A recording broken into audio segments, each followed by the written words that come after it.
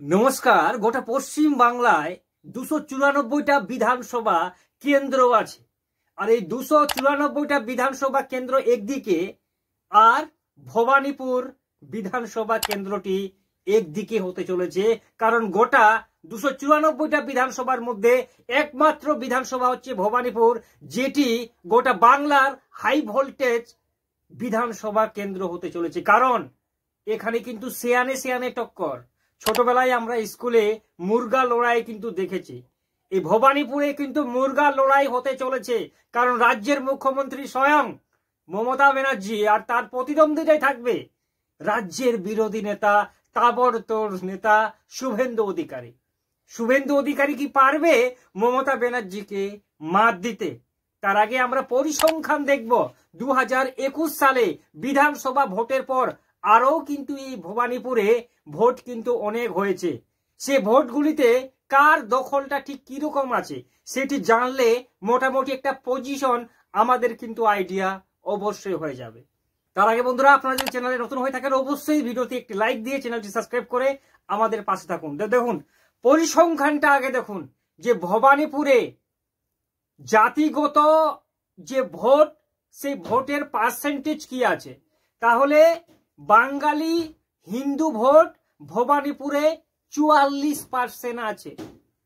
কারণ এখান থেকে কিন্তু ভোটের দামাদা যে বাজবে, এখান থেকে কিন্তু প্রতিটা পার্টি তারা একটা আইডিয়া নেবে যে এই ভোটগুলো আমাদের ঝুলিতে যেতে পারে।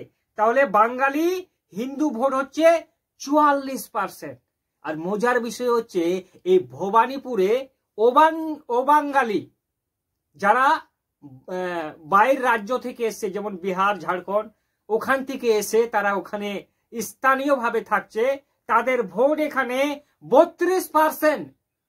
এই ভোট কার ঝুলিতে যাবে সেটা তারাই বুঝবে। আর মজার বিষয় হচ্ছে এই ভবানীপুরে মুসলিম ভোটের পরিসংখ্যান হচ্ছে 23%। যদিও শুভেন্দু অধিকারী চিৎকার করে বলছে যে মুসলিম ভোট আমরা কিন্তু চাই না, जो हमारी साथ हम उनके साथ। আমরা সবাই দেখেছি। তাহলে এই 23% ভোটটা মুসলিমের কোথায় যাবে আপনারা নিজেই বুঝতে পারছেন। ঠিক আছে, এবার 2021 সালে যখন বিধানসভা নির্বাচন হয় এই কেন্দ্রে কিন্তু শোভনদেব চট্টোপাধ্যায় দাঁড় হয়েছিলেন, মমতা ব্যানার্জি তিনি দাঁড় হয়নি। আর তার প্রতিদ্বন্দ্বিতা ছিলেন রুদ্রনীল। আমরা রুদ্রনীলকে সবাই চিনি। কিন্তু শোভনদেব চ্যাটার্জি 73,505টি ভোট পায় এই ভবানীপুরে, আর রুদ্রনীল পায় 44,786টি ভোট। এই 2021 সালে 28,719টি ভোটের লিড ছিল তৃণমূল কংগ্রেসের। তারপর শুভেন্দু অধিকারীর কাছে নন্দীগ্রামে পিছিয়ে থাকেন মমতা ব্যানার্জি। তারপর মমতা ব্যানার্জি নিজের কুর্সি বাঁচাতে মুখ্যমন্ত্রীর গদিতে বসতে হলে অবশ্যই তাকে বিধায়ক হতে হবে। সেই জন্য আবার কিন্তু সেখানে শোভনদেব চট্টোপাধ্যায় সেখান থেকে হটে যায় এবং মমতা ব্যানার্জি আবার প্রতিদ্বন্দ্বিতা করে। তার প্রতিদ্বন্দ্বিতা ছিল প্রিয়াঙ্কা টিব্রোয়াল। কিন্তু মজার বিষয় হচ্ছে কি, ভোটের শেষে আমরা দেখতে পাই যে মমতা ব্যানার্জি আরো এক ধাপ এগিয়ে 73,505টি ভোট পায়, আর প্রিয়াঙ্কা টিব্রোয়াল পায় 26,428টি। আবার সেখানে মমতা ব্যানার্জি 58,835 ভোটের ব্যবধানে একটি সলিড মার্চেনি কিন্তু জয়ী হন।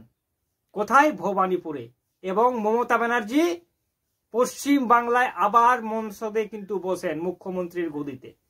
কিন্তু আবার পরবর্তীকালে ভোট হয় লোকসভা ভোট 2024। সেই লোকসভা ভোটের পরিসংখ্যানটা কিন্তু একটু অন্যরকম। এখানে আমরা দেখতে পাই যে মালা রায় তৃণমূল কংগ্রেসের, তিনি এখানে ভোট পেয়েছেন 62,461টি ভোট ভবানীপুর বিধানসভা কেন্দ্রে। তার প্রতিদ্বন্দ্বিতা ছিলেন দেবশ্রী চৌধুরী, রায়গঞ্জের সাংসদ ছিলেন, প্রাক্তন সাংসদ। তিনি ওখানে গিয়ে 54,264টি ভোট পান, মানে 8,197টি ভোটের ব্যবধানে কিন্তু তৃণমূল কংগ্রেস এগিয়ে আছে ভবানীপুরে। মানে বিজেপি টানতে টানতে টানা হেঁচড়া করতে করতে অনেকখানি কিন্তু কাছাকাছি এসে পৌঁছেছেন। কিন্তু যখনই এখানে আবার 2026-এ বিধানসভা ভোট হবে, সেখানে মমতা ব্যানার্জি যখন প্রতিদ্বন্দ্বিতা করবে রাজ্যের মুখ্যমন্ত্রী বলে কথা, অত সহজ নয়। আর শুভেন্দু অধিকারীও কিন্তু চাইবে যে তার অস্তিত্ব বাঁচাতে একমাত্র লক্ষ্য থাকবে মমতা ব্যানার্জিকে যেই করে হোক তাকে ওখানে জিততেই হবে।